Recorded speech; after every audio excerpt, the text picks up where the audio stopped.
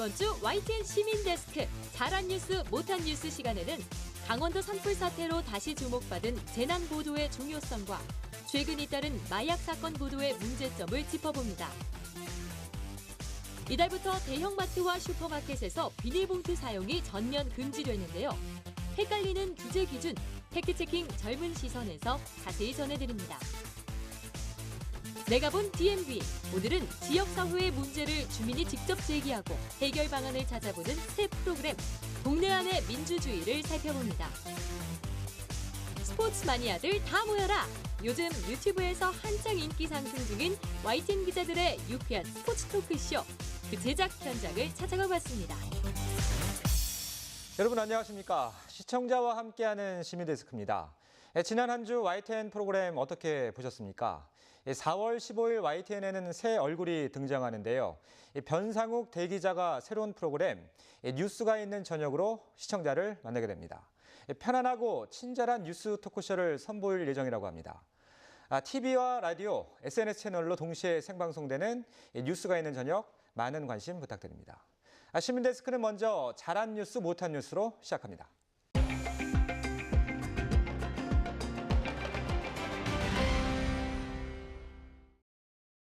네, 오늘 함께 이야기 나눌 분들 먼저 소개해드리겠습니다. 윤성옥 경기대 미디어 영상학과 교수, 김나정 시청자평가원, 그리고 강흥식 YTN 해설위원 나오셨습니다.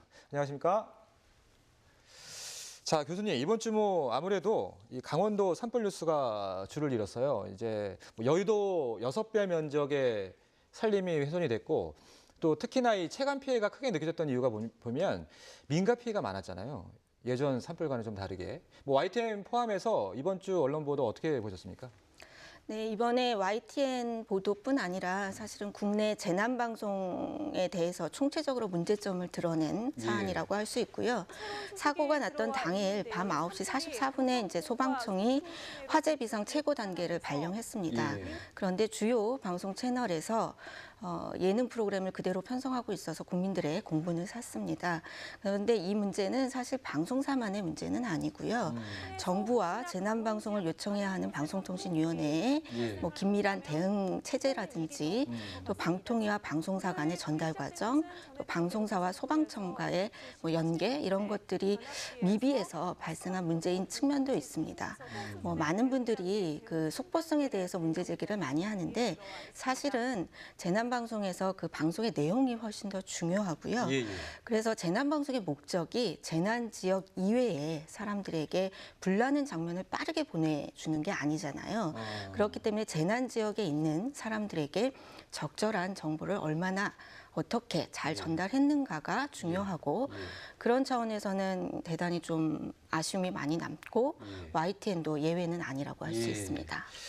시작부터 좀 이렇게 쓴소리를 좀 해주셔서 자, 아무튼 YTN은 일단은 산불 당일날 좀 전에 말씀하셨다시피 밤 10시쯤 돼서 이제 대응 3단계가 발령이 됐었는데 그 이후에 신속하게 YTN은 일단 특보 체제로 전환을 했거든요. 국내 방송사 중에서는 가장 처음으로 특보 체제로 전환이 됐는데 아무튼 그래서인지 이번 주 잘한 뉴스 산불 관련 보도를 선택해 주셨어요. 네, 재난방송에 대한 그 비판이 상당히 많았었는데 그중에 그래도 YTN이 좀 좋은 평가를 받았습니다. 뉴스 특보로 빠르게 전환했고요. 어쨌든 화재가 발생한 시점에 현장 가까이에 기자가 있었고 그다음에 심야 시간대에 이게 지금 재난방송이 편성이 됐는데 굉장히 재빠르게 전문가를 섭외해서 적절하게 관련된 지식과 정보를 제공했고요.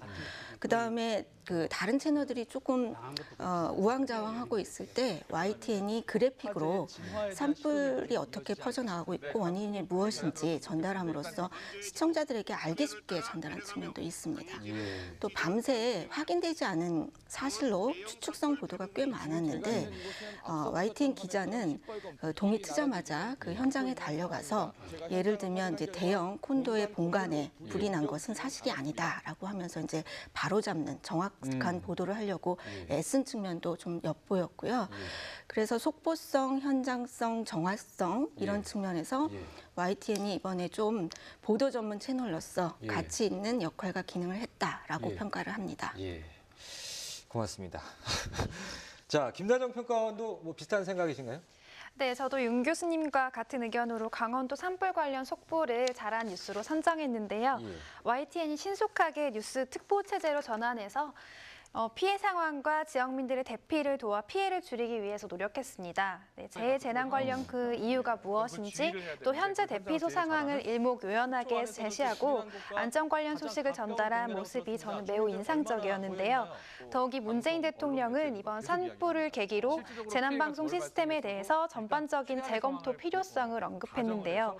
특히 재난방송 주간 방송사가 국민의 안전을 최우선에 두는 정보 제공자의 역할을 할 수 있어야 한다면서 네, 국민에게 재난 상황에 대해서 실시간으로 정확하게 알려주면서 국민과 또 재난 지역 주민이 취해야 할 행동 요령을 상세하게 알려줘야 한다고 당부했습니다. 네, 이런 측면에서는 저는 YTN 보도가 재해재난 이슈에 있어서 시민의 안전과 또 대비책 관련 꼭 필요한 정보를 제공하려고 했다는 부분에서 잘한 뉴스로 선정했고요. 행여나 불시에 발생할 수 있는 이러한 재난과 또 사고에 대해서 언론의 순기능에 대해서도 다시 한번 생각해 볼 수 있었던 기회였습니다. 예. 자, 해설위원님. 사실 뭐 재난방송 주간사가 지상파에서 맡고 있잖아요. 그래서 YTN이 주간사는 아니긴 한데 그래도 보도 전문 채널이기 때문에 뭐 이번 산불 포함해서 그동안 대형 사고가 날 때마다 신속하게 특보 체제로 전환되는 게 일상화돼 있고 내부적으로는 어떤 매뉴얼을 갖고 있나요? 예, 뭐 저희는 뭐 재난 방송을 할 때 항상 현장의 목소리를 듣고 심각하다 하면은 뭐 바로 저희 어떤 정부에서 대응 대책이 나오기 전이라도 먼저 판단을 합니다. 보도국 내에서. 그리고 또 나름 재난 방송 매뉴얼을 가지고 있습니다. 그래서 산불의 경우 산불 발생 단계에 따라서 특보 실시 여부를 판단을 하고요. 산불 경보가 발령이 되면 무조건 특보 체제에 들어가게 됩니다. 그래서 기상센터를 연결을 해서 산불 특보 상황을 전달을 하고 또 산불 발생 지역에 중계차를 급파를 합니다. 뭐 기자들도 같이 급파가 되고요. 그래서 재난대책 관계자, 목격자, 산림청장 그리고 중앙안전상황실 등을 연결을 해서 피해를 최소화하는 데 노력하고 있습니다. 예. 자, 사실 뭐 이 대형 사고가 발생하면 실시간으로 제보가 많이 들어오는데 요새는 또 스마트폰으로 동영상을 많이 찍으시기 때문에 이번에도 그런 제보들이 많은 도움을 주셨다고요?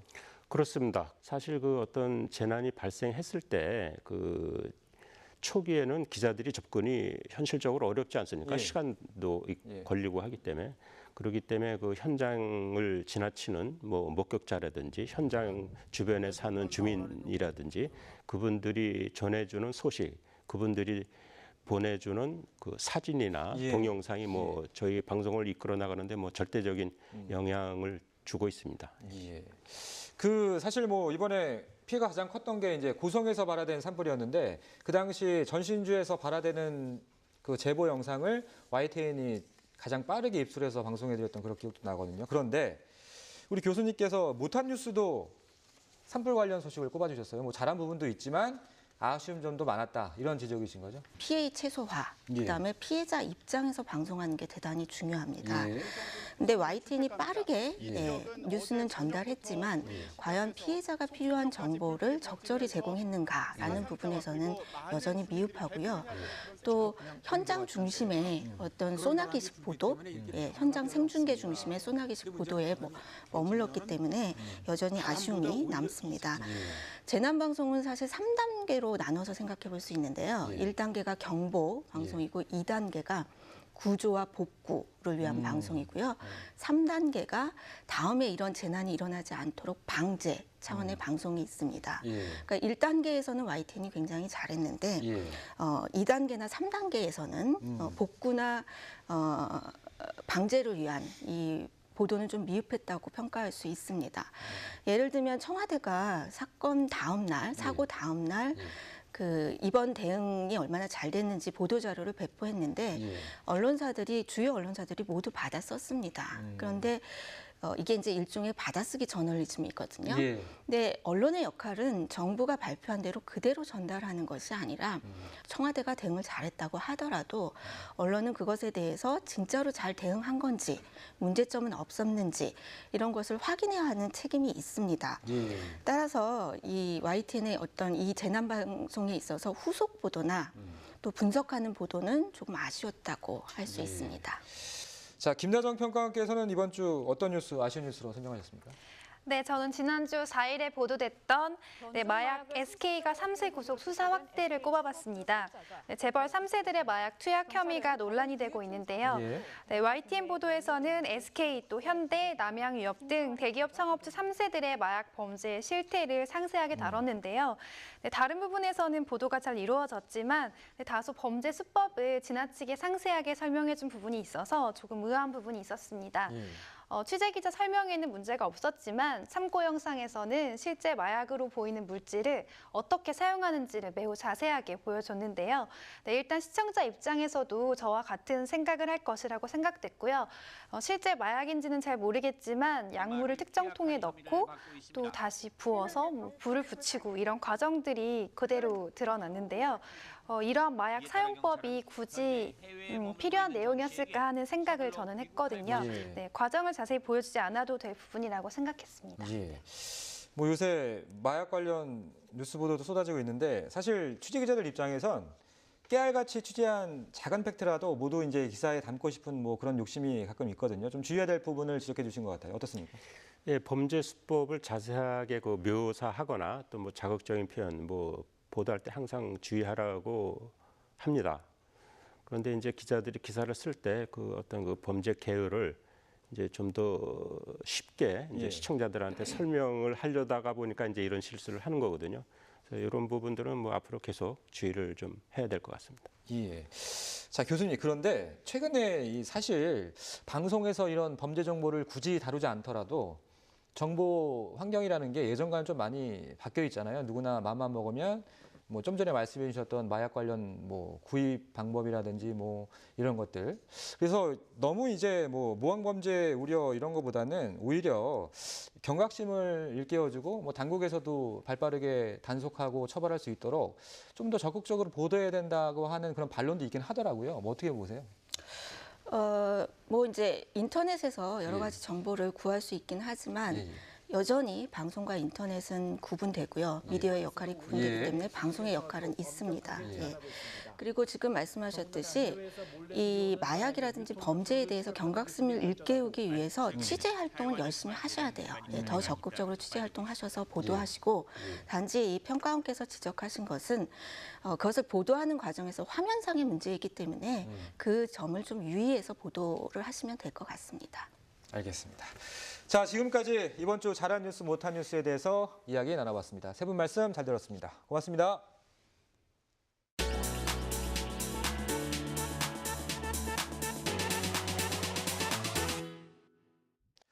이번 달 1일부터 전국 대형마트와 백화점, 슈퍼마켓 등에서 일회용 비닐봉투 사용이 금지됐습니다. 사업장 규모마다 기준이 다르고 이 쇼핑백이나 배달음식 포장용기 등 무엇을 쓸 수 있고 없는지 혼선이 이어지고 있는데요. 오늘 팩트체킹 젊은 시선에서 자세히 짚어드립니다. 지난 1일부터 전국 대형마트와 슈퍼마켓에서 일회용 비닐봉투 사용이 전면 금지됐습니다. 정부는 석 달간의 계도 기간을 거쳐 본격적인 단속에 들어갔는데요. 아직 시행 초기여서 계산대 앞에서는 실랑이가 벌어지기 일쑤입니다.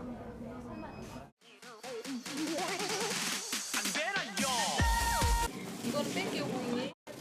일회용 수용봉투 저희가 회수를 해야 되거든요. 물건이 이 국물이 다 새요. 그래서 단속 대상이에요. 네. 이 봉투는 회수하겠습니다. 아, 근데 다른 데는 되던데 왜 여기는 안 되나요?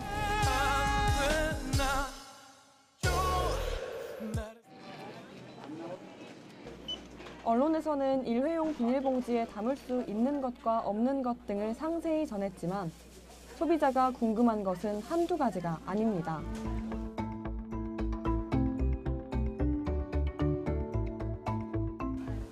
일회용 비닐봉투 사용 규제는 사업장 규모에 따라 기준이 다릅니다. 비닐봉투 사용량이 많은 업소를 중심으로 한 것이 아니라 통계청의 한국표준산업분류를 기준으로 규제 대상을 선정했는데요. 3,000제곱미터 이상의 대형마트, 백화점, 복합 쇼핑몰과 같은 대규모 점포, 그리고 표준산업분류에 따른 165제곱미터 이상 규모의 슈퍼마켓, 그리고 동네 중형마트 등이 대상입니다. 하지만 균일가 생활용품점이나 편의점, 제과점 등은 도소매업에 해당하지만 표준산업분류상 슈퍼마켓이 아니기 때문에 소비자가 원할 경우 유상으로 일회용 비닐봉투를 제공할 수 있습니다.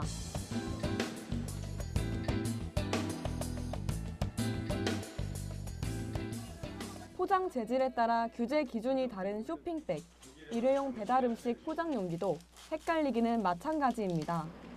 종이 쇼핑백 중에 제품이 파손될 위험을 줄여주는 일부 코팅백은 쓸 수 있습니다. 비닐로 된 손잡이 끈과 쇼핑백의 접한 부분도 떼어내 재활용할 수 있어 사용 가능합니다.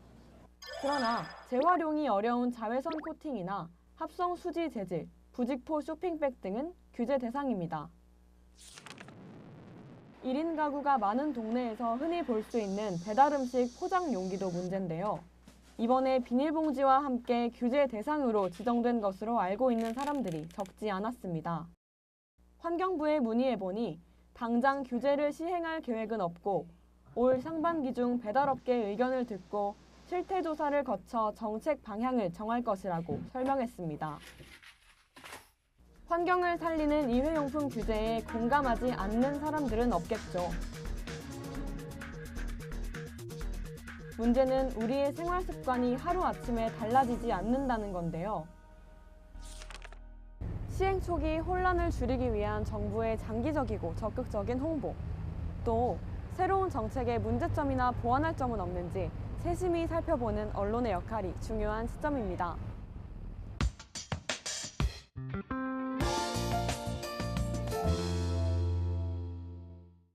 이번 순서는 YTN DMB 프로그램을 평가하는 내가 본 DMB 시간입니다.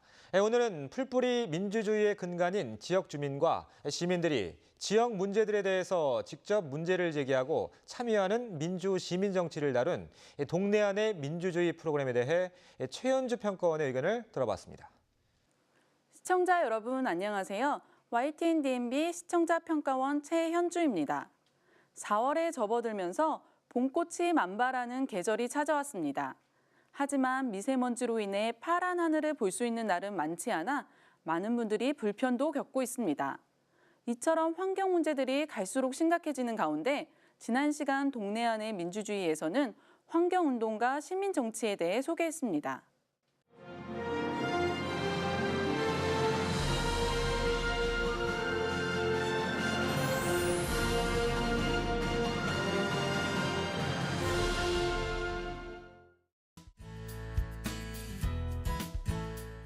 오늘 이 시간에는 환경운동과 시민정치라는 주제로 환경운동을 통한 시민정치에 관해서 얘기를 나눠보려고 합니다. 사실 환경 문제는 이제 한 지역만의 문제가 아니라 전 세계의 관심사기도 하고 또 세대를 넘어 공감하는 문제이기도 하죠. 보통 정치는 전문 정치인들의 영역이라고 생각하기 쉽습니다. 하지만 동네 안의 민주주의는 우리 생활과 밀접한 사안에 대해서 시민들이 직접 문제를 제기하고 해결에 참여하는 시민정치의 사례와 의미에 대해서 살펴보는 프로그램입니다. 지난 시간 환경운동과 시민정치에 대해 살펴봤는데 미세먼지와 쓰레기, 먹거리 문제 등이 심각한 생활위험 요소들로 떠오르고 있는 가운데 환경 분야 전공 교수와 환경운동가로 구성된 전문가 패널 3명이 함께 출연해 논의의 장을 마련했습니다.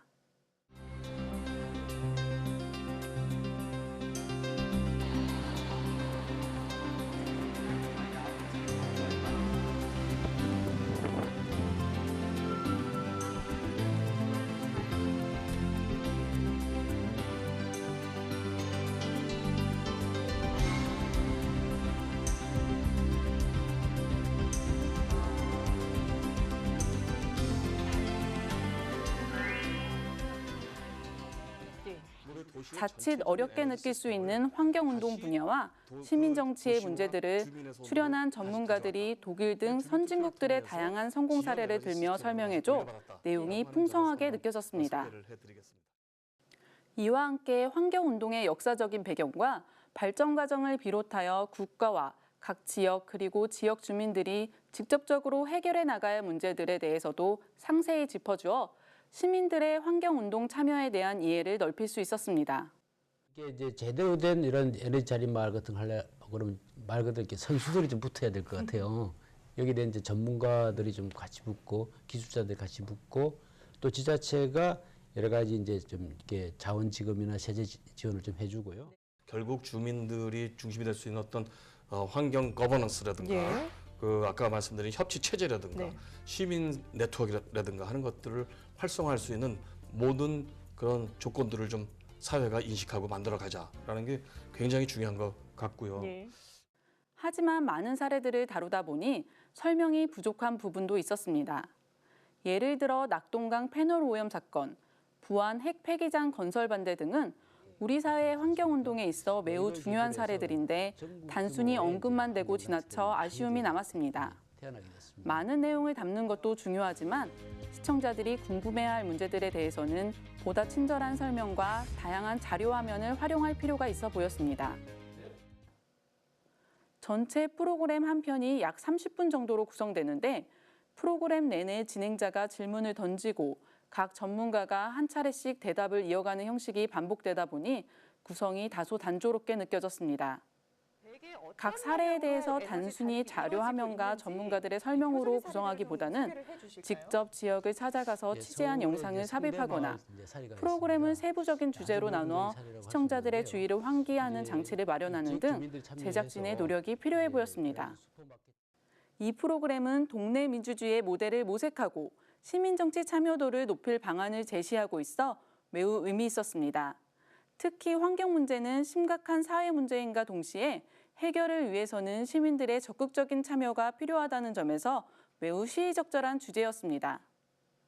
앞으로도 시민들이 다양한 논의를 통해서 지역 정치에 더 쉽게 다가서고 적극적으로 참여할 수 있도록 시청자들이 공감할 만한 이야기들이 흥미롭게 구성되기를 바랍니다.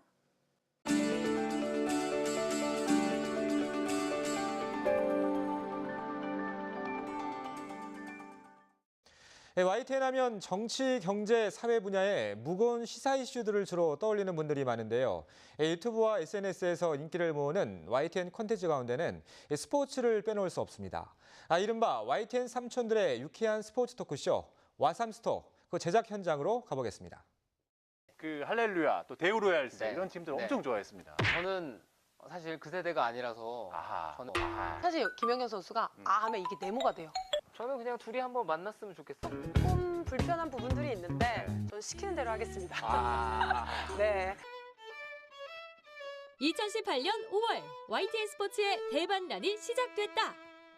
시작은 미약했으나 끝은 창대하리.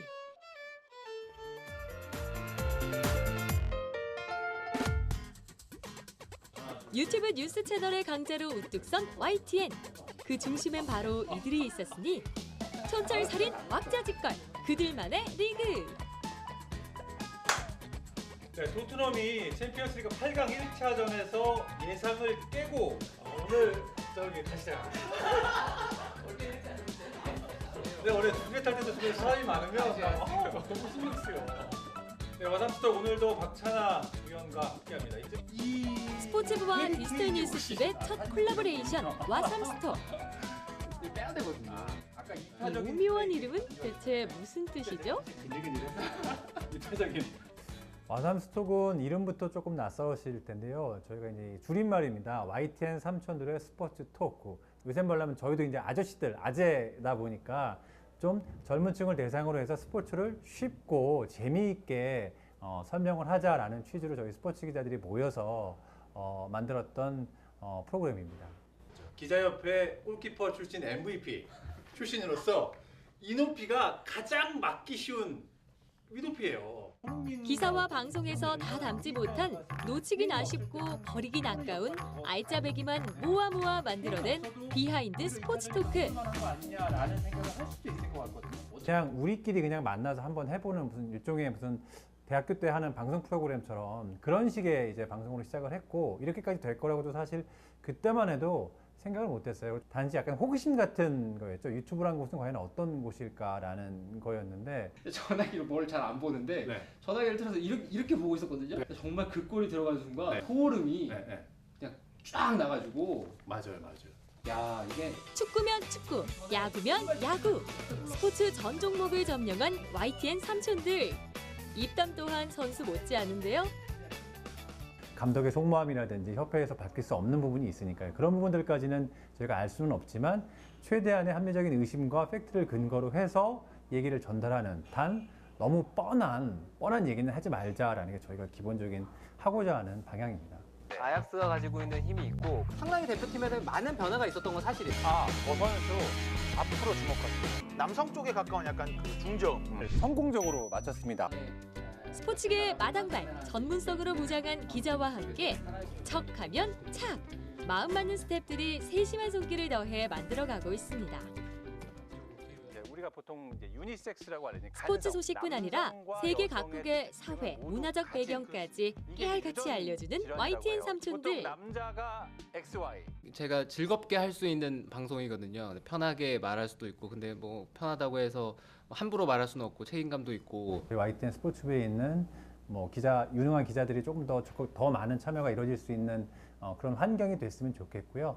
조금 더 깊이 있으면서도 좀 딱딱하지 않고 재미있는 그런 프로그램으로 조금 더 발전이 됐으면 좋겠고요.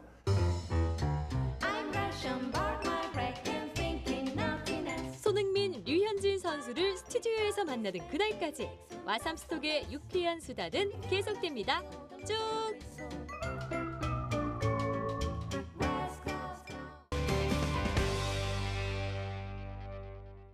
요즘 봄나들이 가는 분들 참 많으시죠. 하지만 강원도 산불 피해 지역 주민들은 화사한 봄을 즐길 여유가 없을 겁니다. 화재 피해는 물론이고 관광객이 크게 줄어서 지역 상권의 어려움이 적지 않다는데요. 많이 찾아와 주는 게 도와주는 것이라는 피해 지역 상인의 인터뷰가 생각납니다. 시민데스크 다음 주 더 알찬 소식으로 찾아뵙겠습니다. 고맙습니다.